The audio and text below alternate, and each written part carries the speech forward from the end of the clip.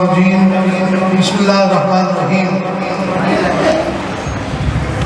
ربنا لا علم لنا الا ما علمتنا انك انت العليم الحكيم صدق اللہ مولانا العظیم وقال النبی صلی اللہ علیہ وسلم خیرکم من تعلم القرآن وعلمه او كما قال ان اللہ ملائکتہ یصلون علی النبی یا ایھا الذین آمنوا صلوا علیہ وسلموا تسلیما۔ سب پڑھو الصلاۃ والسلام علیک یا سیدی یا رسول اللہ، الصلاۃ والسلام علیک یا مرشد یا حبیب اللہ، الصلاۃ والسلام علیک یا سیدی یا رسول اللہ وعلی آلک وصحبہ یا خاتم الانبیاء والمرسلین شفیع المذنبین رحمۃ للعالمین راحت العاشقین۔ صدر محفل دامن محفل داعیے محفل حضور قبلہ حضرت علامہ مولانا حافظ ابن حافظ عالم ابن عالم جناب قبلہ علامہ محمد شفیق رضا نقشبندی صاحب، اور خوشبوئے محفل اور اس محفل کے مہمان خصوصی جناب قبلہ سید مہتاب شاہ صاحب، خوشبوئے محفل اور منتظم و منصرم محفل عزت مآب جناب ڈاکٹر وقار الدین نقشبندی صاحب، اور اس محفل کی جان آن شان میرے سیدی و استاذی حضور قبلہ ڈاکٹر غلام محی الدین نقشبندی صاحب، دیگر تمام مہمانان گرامی قدر، علماء کرام، مشایخ اعظام، والدین کریم، والدین جو بچوں کے ساتھ تشریف لائے، حاضرین محترم، آداب عزیز وقار، اللہ رب العزت کا شکر ہے کہ ہم سال ہر سال کی طرح اس سال بھی آج اس محفل دستار فضیلت جامع حضرت کلمہ والا شریف کی اس محفل میں، محفل دستار فضیلت اور محفل ستارے فضیلت میں حاضر ہوئے ہیں۔ یقین کر کے جانے یہ ادارہ وہ ادارہ ہے جس سے ہمیشہ ہمیں بڑی محبتیں ملی، بڑا پیار ملا، اور ہمیشہ میرے قبلہ علامہ صاحب جو میرے پدر نما ہیں، باپ جیسے ہیں، ان کی شفقتوں اور محبتوں سے میں ہمیشہ یہاں پہ آ کے بھرپور ہو کے جاتا ہوں، اور اس نخلستان میں، اس صحرا میں، اس وادی غیر ذی زرعین میں، اس وادی بے آب و گیا میں جو علم کی روشنی انہوں نے پھیلائی، یہ انہی کا خاصہ ہے۔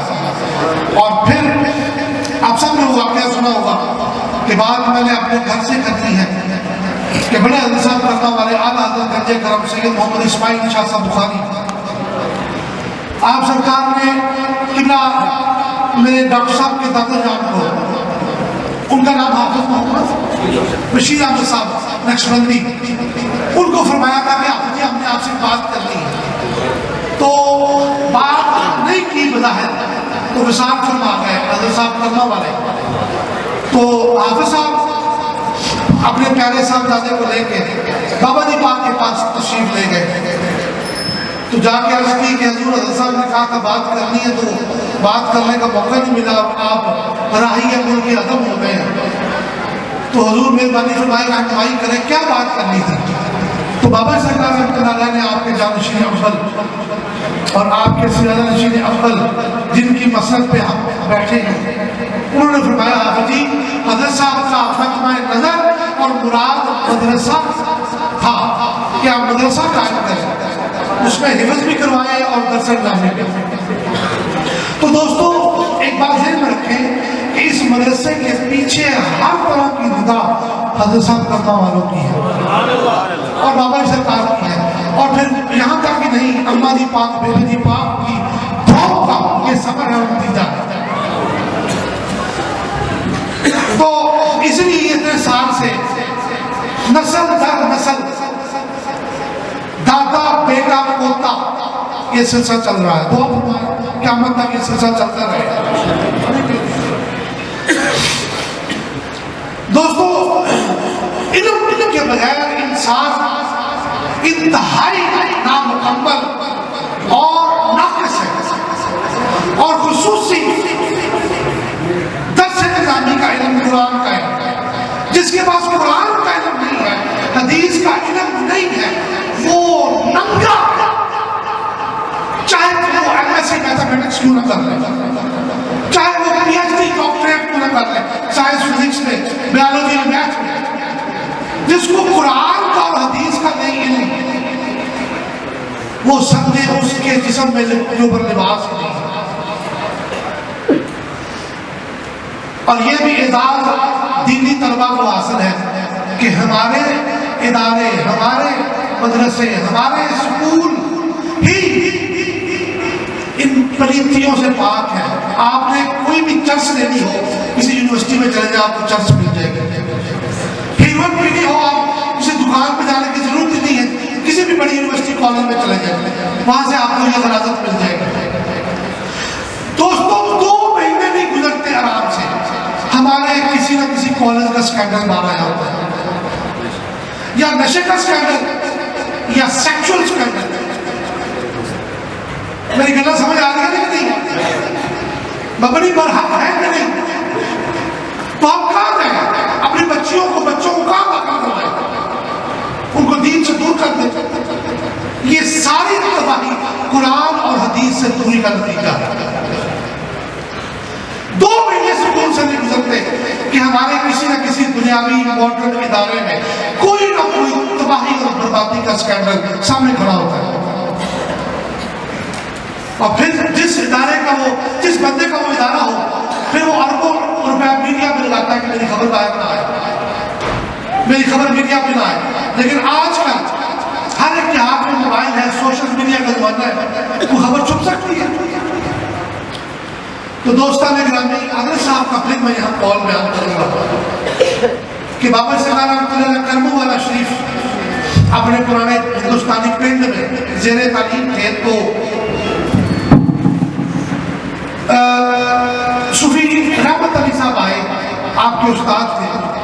بابا حضور کی عمر مبارک تھوڑی تھی، 18-19 سال، تو بڑے حضرت صاحب کے پاس آئے تو آ کے کہنے لگے حضور صاحب ذرا صاحب کو میں نے سب کچھ پڑھا دیا جو مجھے آتا تھا، فقہ، حدیث، تفسیر، قرآن، وہ حافظ بھی تھے، عالم بھی تھے، بڑے اللہ والے تھے۔ صوفی رحمت علی صاحب بابا سرکار بڑے ادب سے ان کا ذکر کیا کرتے تھے، بڑے پیار سے، خزینہ قلم میں ان کا بڑا ذکر۔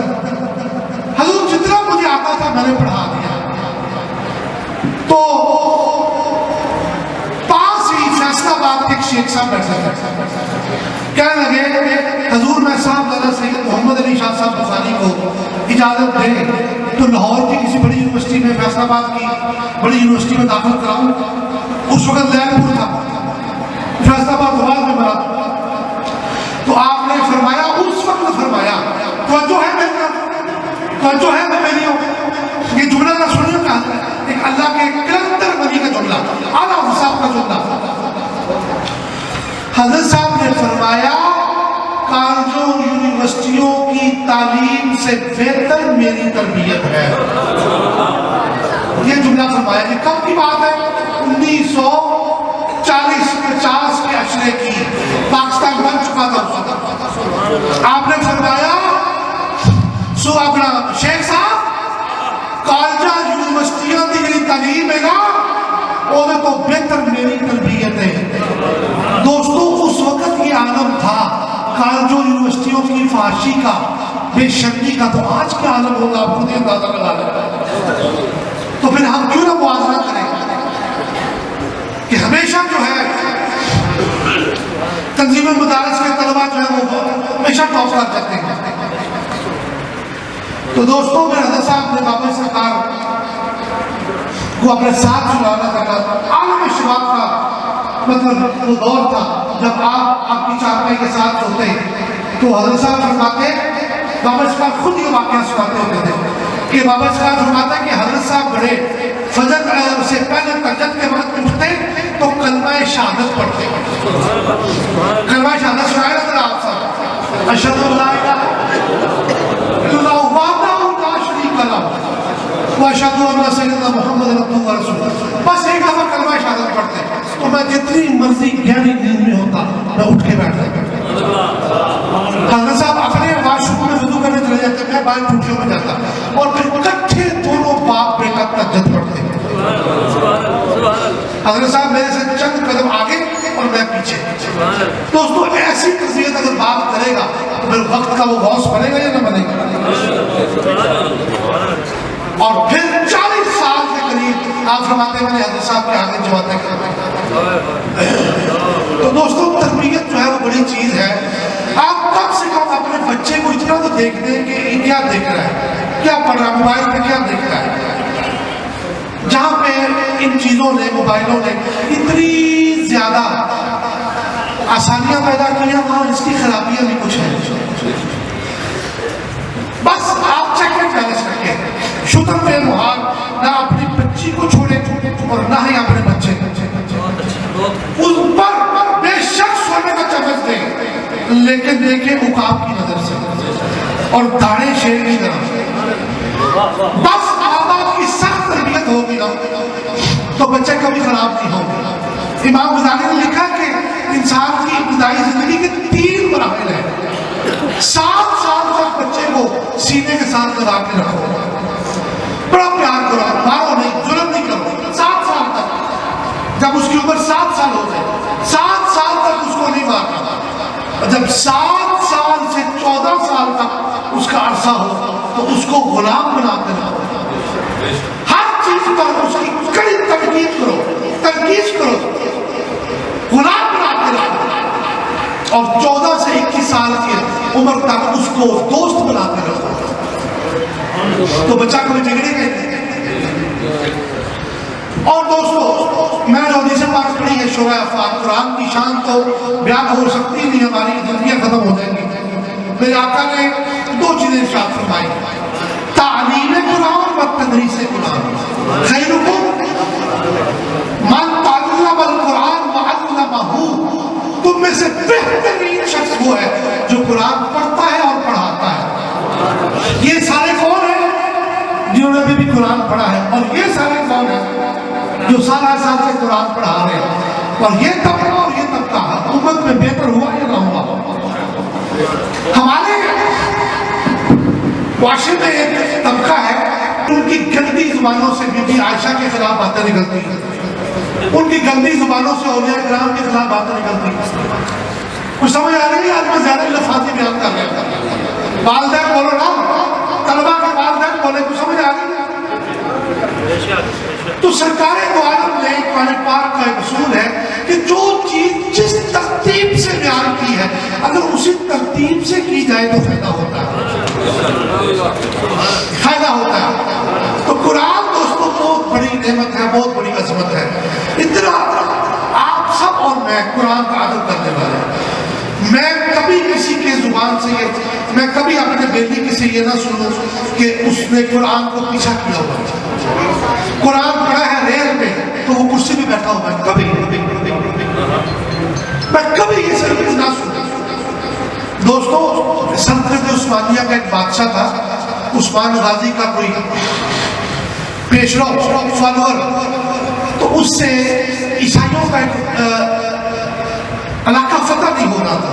عیسائیوں کا بار بار وہ حملے کرتے اور کرتا, بار بار حملے کرتا, بار بار حملے کرتا, لیکن وہ مسلمان تھا, اس کا نقصان بھی ہو رہا تھا, بندے بھی شہید ہو رہے تھے, اور علاقہ مفتون بھی ہو رہا تھا, فتح نہیں ہو رہا تھا. ایسے ہی جیسے محمود غزنوی بھی حملے کرتا تھا سومنات پہ, گجرات پہ, کاٹھیا وار پہ. تو اس نے دعا کی یا اللہ کیا رکاوٹ ہے, کیا مشکل ہے, کیا اڑچن ہے, مہربانی رکاوٹیں دور فرمانے والے, اے میرے بادشاہ مہربانی فرمائے, مجھے فتح عطا فرمائے. رات وہ سویا, اس کے شیخ کامل اس کو خواب میں ملے, اس کے شیخ تھے. اور آپ یہ ہسٹری پڑھتے ہیں, اللہ تعالیٰ نے دیکھیں کس طرح ترکوں کی ساری ہسٹری کو زندہ اور جاوید کر کے رکھ دیا ڈیجیٹل انداز میں. رات شیخ کامل خواب میں ملے تو فرمانے لگے, بیٹا تو کمرے میں جس جگہ پہ سوتا ہے نا, تیرے قدموں کی طرف قرآن پڑھا ہے, اس کو اٹھا لے.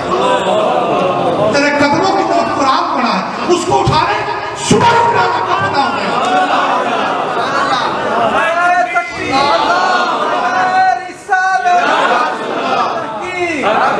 آستان عالی حضرت کرما والا شریف, عظمت و شان مصطفیٰ مصطفیٰ، سارے اسی بات ہے کہ وہ زندہ باد، عظمت و شان مصطفیٰ۔ تو وہ شیخ کامل اس واقعے سے کئی باتیں جو ہے وہ پتہ چلتی ہیں کہ کامل پیر کے ہاتھ میں ہاتھ نہ ہو تو فائدہ نہیں ہوتا، تو پھر اس کو اس کی نسبت میں فائدہ دیا کہ نہ دیا؟ دو فائدے دیے، قرآن کا ادب بھی ملا اور فتح بھی ملا۔ تو قرآن کی اتنی شان ہے دوستو، لعنت ہے ان کتوں پہ جو پاؤں میں رکھ کے قرآن پڑھتے ہیں، لعنت ہے ان کتوں پہ جو روزہ رسول کی طرف پاؤں کر کے بیٹھ کے قرآن پڑھتے ہیں۔ میرا ایمان دوبارہ نہیں کرتا کہ میں جب بھی چاہوں تو حضور کے روزے کی طرف ٹانگے ہو اور میں منع نہ کروں۔ دو تین دفعہ تمہاری لڑائی ہوگی ایک بندے سے۔ تو دوستان گرامی قدر، قرآن پاک کی بڑی عظمت اور بڑی شان ہے، بڑا مقام ہے۔ قرآن میں اللہ نے ہر چیز کا جو ہے وہ علم بھی رکھا ہے، حل بھی رکھا ہے۔ بابا سرکار اور حضرت صاحب کرما والے، آپ ڈاکٹر صاحب سے واقعہ سنتے رہتے ہیں، میں ایک نیا واقعہ آپ کو قرآن پاک کی وجہ سے سناتا ہوں۔ بسم اللہ کا ترجمہ حضرت صاحب کرتے تھے، بے سے مراد بغداد شریف، سین سے مراد سرحد شریف اور میم سے مراد مدینہ شریف۔ آمنو کا ترجمہ کرتے تھے، اس میں 5 حروف ہیں، الف سے مراد اللہ ہے، میم سے مراد میرے مصطفیٰ کا نام نامی ہے، نون سے مراد سارے نبی ہیں، واو سے مراد نبی پاک کی امت کے سارے ولی ہیں، اور پھر آگے الف ہے، الف سے مراد پھر اللہ۔ تو اللہ سے اللہ تک کا سفر ان سب سے ہو کے گزرتا ہے۔ آمنو یا آمنو کا ترجمہ یہ کرتے تھے۔ تو صبح کا وقت تھا دوستو، فجر ہم نے پڑھی مدینہ منورہ میں، احرام کی حالت تھی، ہم مکے جا رہے تھے عمرے پہ، رمضان شریف کا مہینہ تھا۔ حافظ سلیم صاحب اللہ بخشے، تو یہ سارے انہوں نے جانتے ہو، چھوٹا باس والے، مروٹ والے، ان کا بیٹا گاڑی چلا رہا تھا۔ میں یار اپنے باپ کی گل سنا دوں۔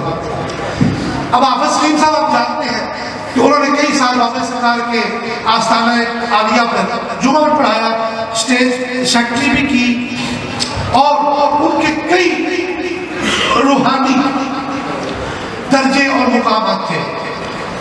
تو وہ کہنے لگا جی کہ آپ صاحب نے 8 سال واپس سرکار کو تراویح پڑھائی، 8 سال۔